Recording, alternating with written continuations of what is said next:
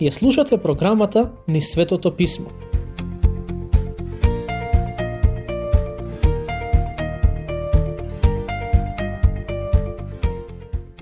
Добре дојдовте на уште едно проучување на Евангелието според Јован. Денес ќе почнеме со проучување на глава 10 од оваа новозаветна книга. Ќе го прочитам првиот стих. Вистина, вистина ви велам, кој не влегува низ вратата во овчето трло, а прескокнува од другата страна, крадец е и разбойник. Според мене, ова е една од најважните изјави кои ги дава Исус во текстот кој е пред нас. Минатиот пат го обработивме текстот во кој пишува дека религиозните водачи го исклучија човекот кој беше исцелен од слепило. Му беше забрането да влегува во храмот и да зема учество во групно обожавање на Бог, во храмот или во синагогата. Не само тоа, туку истите тие луѓе сакаа да го натераат народот да помисли дека Исус е грешен човек и дека не може да прави чуда. Како одговор на нивните обвиненија, Исус им кажа дека и тие се слепи и имаат потреба да прогледаат. Авторитетот на Христос. Во оваа глава, Исус започнува зборувајќи за тоа од каде потекнува неговиот авторитет. Вистина, вистина ви велам, кој не влегува низ вратата во овчето трло. На што мисли кога вели овчето трло? Сметам дека станува збор за израелскиот народ. Тоа што им го кажува на слушателите е дека самиот тој влезе низ вратата. Потоа продолжува и вели, а прескокнува од другата страна, крадец е и разбойник. А кој влегува низ вратата? Пастир е на овците. Израел е овчето трло, а Исус влезе преку вратата. Неговото доаѓање на овој свет беше исполнување на старозаветно пророштво. Во писмото пишува дека Исус живееше подчинет на законот. Во посланието до Галатјаните 4:4 апостолот Павле пишува: Но кога се исполни времето, Бог го испрати својот син, кој се роди од жена и се подчини на законот. Додека живееше на земјата, Исус го исполни целиот закон кој беше даден преку Мојсей. Не само тоа, туку во Евангелието според Лука пишува дека неговото раѓање беше исполнување на пророштвото дадено пред многу векови. Тој дојде од семејната лоза на царот Давид и се роди од девица. По книгата на пророк Исаија 11:1 пишува: И ќе потера фиданка од Јесеевата пењушка. Јесеј беше обичен овчар во Витлеем, а неговиот најмал син Давид стана цар. Кога Исус дојде на овој свет, потомците на Давид немаа некоја видна улога во општеството. Тие беа обични сточари. Исус се роди како потомок на Давид, но кога дојде, тој беше и фиданка од пењушката на Јесеј. Исус беше обичен работник и носеше сосема нормална и просечна облека. Тој кажа дека не дојде да го уништи законот, туку да го исполни. Исус е Месијата кој влезе низ вратата, а оној кој влегува низ вратата е пастирот на овците. Никој друг не можеше да ги исполни пророштвата за Месијата, освен Господ Исус Христос. Никој друг го немаше авторитетот и семејната позадина како него. Самиот тој кажа дека делата кои ги прави сведочат за неговиот идентитет. Тоа го читаме во стих 25 од оваа глава. Слушнете што рече Исус. Исус им одговори: Ви реков и не верувате. Делата што ги вршам јас во името на мојот Отец, тие сведочат за мене. За кои дела зборува? Каков доказ се неговите дела? Тој се роди од семејната лоза на Давид, баш како што беше пророкувано. Јован Крстителот го подготви патот за неговото доаѓање. Неговите поуки, неговиот живот и неговите чуда се сведоштво дека тој влезе преку вратата. Тоа што Исус им го кажа на слушателите е дека, иако религиозните водачи сакаат да го прогласат за крадец и разбойник, тој дојде во овчето трло низ вратата, односно сака да им каже дека е вистинскиот пастир на израелскиот народ. Потоа вели: Нему вратарот му отвара и овците го слушаат гласот негов. Тој ги вика своите овци по име и ги изведува. Исус вели дека вратарот му ја отвара вратата на пастирот. Кој е вратарот? Мислам дека станува збор за Светиот Дух, кој се спушти врз Исус и се што тој правеше, го правеше со силата и авторитетот на Божиот Дух. Исус вели дека овците го слушаат неговиот глас. Тој всушност сака да каже дека дојде во овчето трло на Израел, дека ги повика неговите овци и тие го слушнаа неговиот глас. Дел од луѓето одговорија позитивно на неговата порака. На крајот од претходната глава, религиозните водачи го прашаа дали ги смета за слепи, на што Исус на некој начин им одговори: слепи сте, дури послепи од овој човек, бидејќи неговите очи се отворија, како физички, така и духовно, а вашите духовни очи се уште не функционираат. Не само што беа слепи, туку и не го слушаа неговиот глас. Не само што не гледаа, туку и не слушаа. Овците го слушаат гласот негов.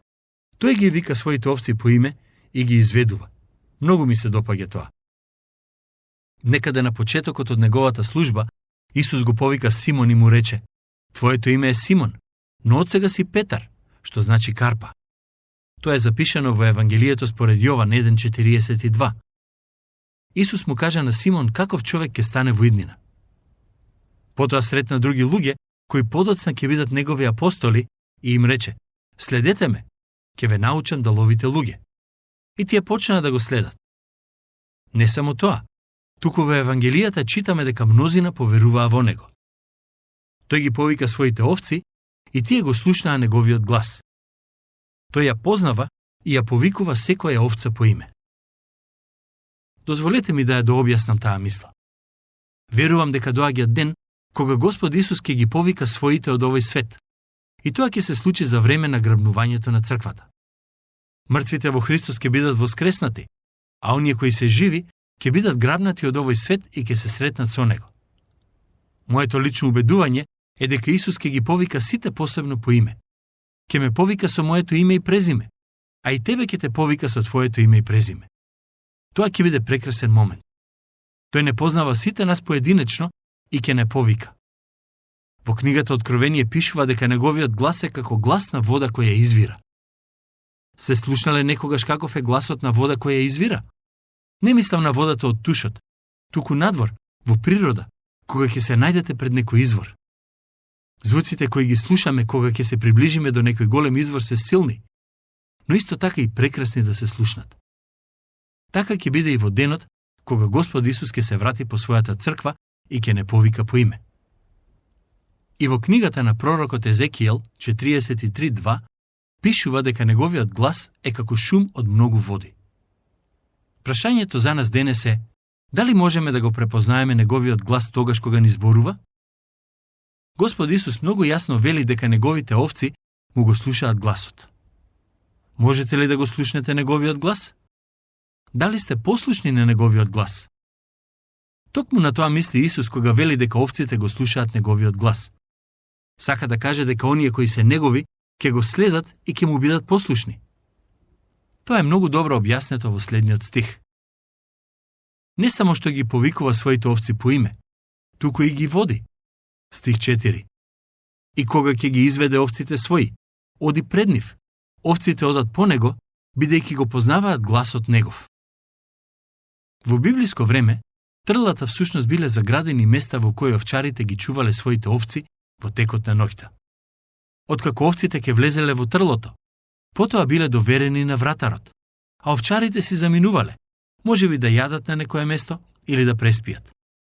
Кога другиот ден овчарите се враќале назад во трлото, нивните овци биле помешани. Со оглед на тоа што во тоа време не се практикувало жигосување на стоката, еден овчар не би можел да препознае кои овци се негови, а кои на неговиот колега. Но овчарите имале начин како да ги соберат своите овци. Тоа го правеле така што ги повикувале овците, а тие ги следеле бидејќи го знаеле нивниот глас. Токму тоа е сликата која Господ Исус сака да ни ја пренесе преку овие стихови. Тоа е пастирот, а сите кои се дел од неговото стадо одат по него, бидејќи го познаваат неговиот глас. Тој вели: моите овци одат по мене, бидејќи го познаваат мојот глас. Во следниот стих Исус вели: а по туѓ човек не одат, туку бегаат од него, зашто гласот на туѓиот не го познаваат. Тоа што Исус сака да го каже е дека оние кои се негови го препознаваат неговиот глас бидејќи го познаваат самиот него. Неговите овци нема да следат некој друг, освен него. Верувам дека е можно некој кој припаѓа на Божиот народ, барем за момент да биде заведен од некој туѓ глас. но тоа не може да се случува постојано. Оние кои се Божји, ќе знаат како да се вратат назад на правиот пат дури и тогаш кога скршнале за момент. Пред некое време добив писмо од еден од слушателите на овие библиски проучувања, кој низ годините бил член на неколку култови. Нема да ја читам листата на сите култови кои ги наброи, бидејќи немам дозвола да го сторам тоа. Но верувајте ми, имаше барем 5-6 религиозни групи и култови. По некое време овој човек го слушнал Божиот збор и погодете што се случило. Почнал да го следи Исус. Тоа е многу добар доказ дека е дел од стадото на Господ Исус Христос. Тој мислел дека низ годините го слушал Божиот глас, но сватил дека Исусовиот глас е Божји и дека тој е вистинскиот и добар пастир. Ова е прекрасно сведоштво кое мене лично многу ме охрабри. Токму таа е една од причините зашто сакам да го поучувам Божиот збор, бидејќи им помага на луѓето да го слушнат Господовиот глас и да го следат. Имам 40 годишно искуство во пасторска служба и во текот на тие 40 години го проповедав Божиот збор на многу места. Тоа е мојата главна задача во животот. Пред некое време ми се јави една личност по телефон, која ме пофали за мојата служба. И покрај другото ми понуди да почнам со поинаков вид служба. Ако не се лажам, мислам дека стануваше збор за пишување книги. Сето тоа беше во ред и бев благодарен за понудата. Но сепак одговорив: не, мојот повеќе е усно да го поучувам Божиот збор. Да го правам тоа и ништо повеќе. После долги години служба, сватив дека неговите овци го слушаат неговиот глас и го следат таму каде што ги води. Има многу луѓе кои не го следат и на моменти сум загрижен поради тоа. Но со тек на времето сватив дека оние кои не го слушаат неговиот глас се луѓе кои одлучуваат да живеат така. Оние кои се дел од Божиот народ не само што го слушаат Божиот глас, туку и се послушни на истиот. И тоа е навистина прекрасно. Мене ми е многу мило кога ќе слушнам дека некој верно чекори по Божиот пат. Често добивам писма од нашите слушатели во кои ги споделуваат своите сведоштва. Пред некое време добив писмо од професор на факултет кој ми пиша: почнав да те слушам и на почетокот ми сметаше твојот акцент. Но продолжив да ги слушам твоите предавања и сватив дека го проповедаш Божиот збор.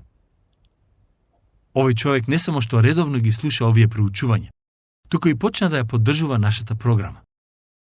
Тоа е вистинско охрабрување за мене и уште еден доказ дека неговите овци го слушаат неговиот глас и верно го следат. Ова е само еден од многуте примери дека зборовите на Господ Исус се вистинити и постојано се исполнуваат.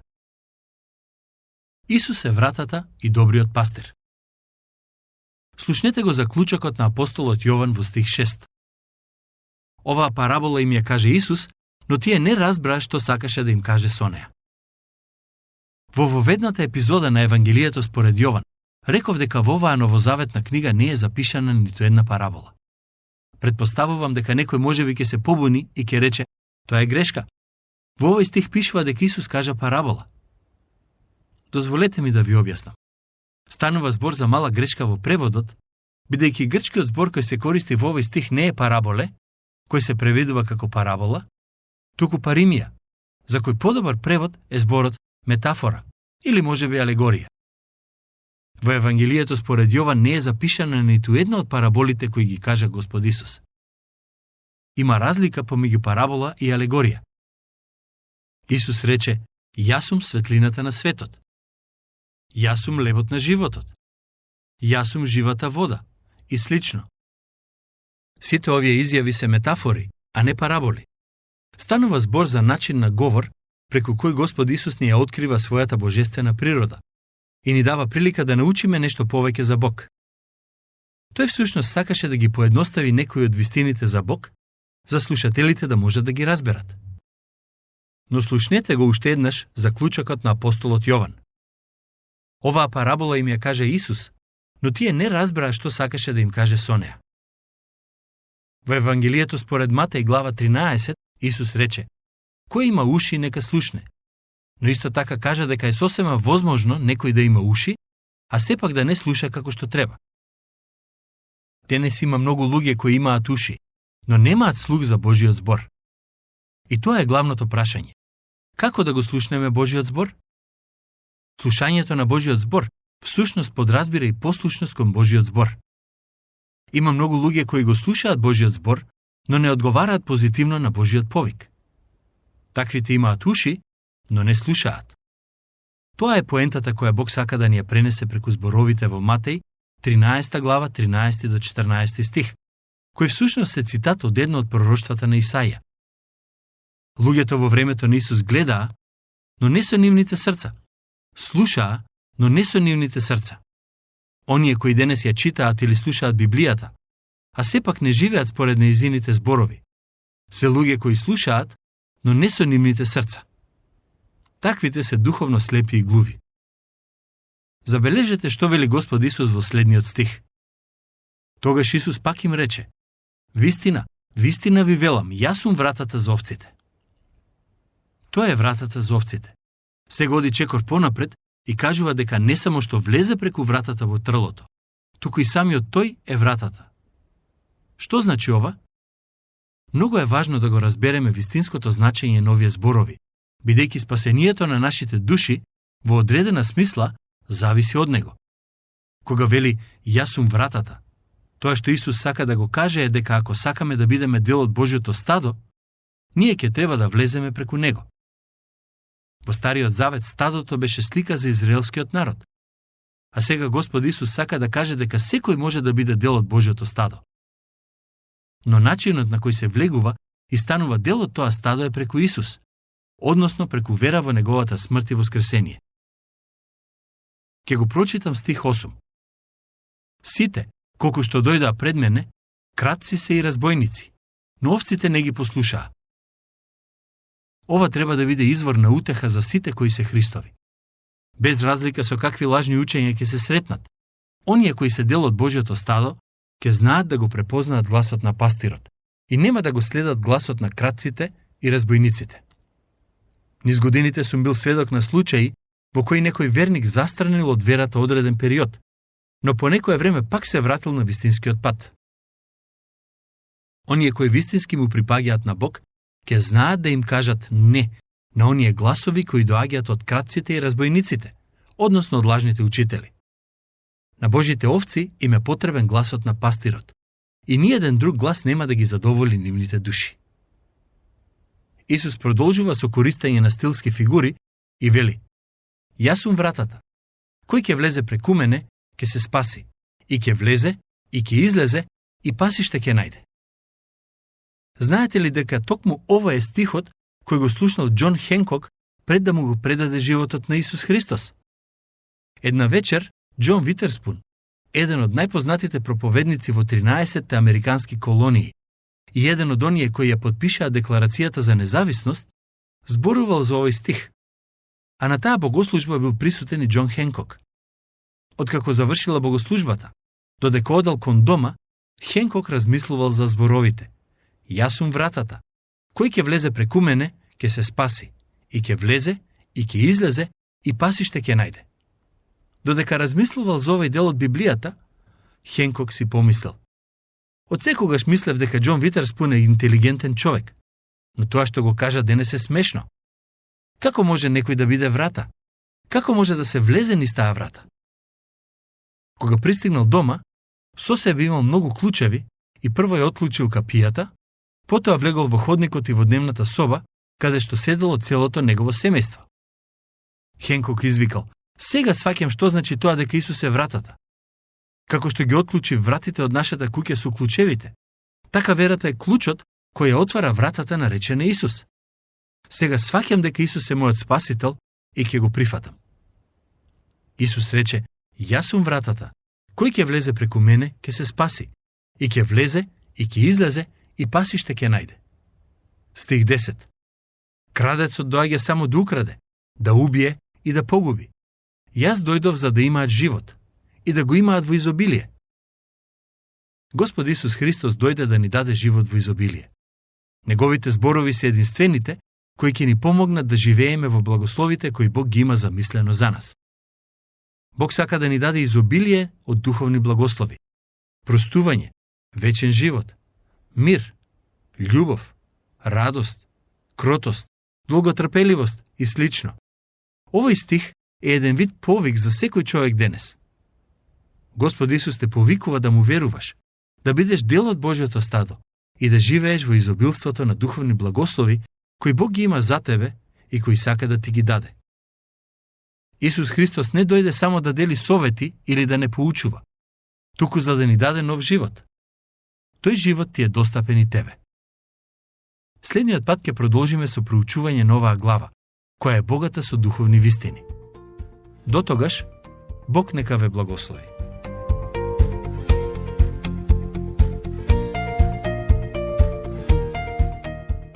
Слушнавте емисија од програмата Низ Светото Писмо. Можете да не слушате и преку мобилна апликација на нашиот YouTube канал и на сите познати подкаст платформи, како што се Google, Apple и Spotify. Ако ви се допаѓаат нашите програми, споделете ги и препорачајте ги на вашите пријатели. Бидете слободни да оставите свој коментар или да ни пишете на нашата имейл адреса nizsvetopismo@gmail.com. Следете ги нашите страни Низ Светото Писмо Македонија на Facebook и Instagram.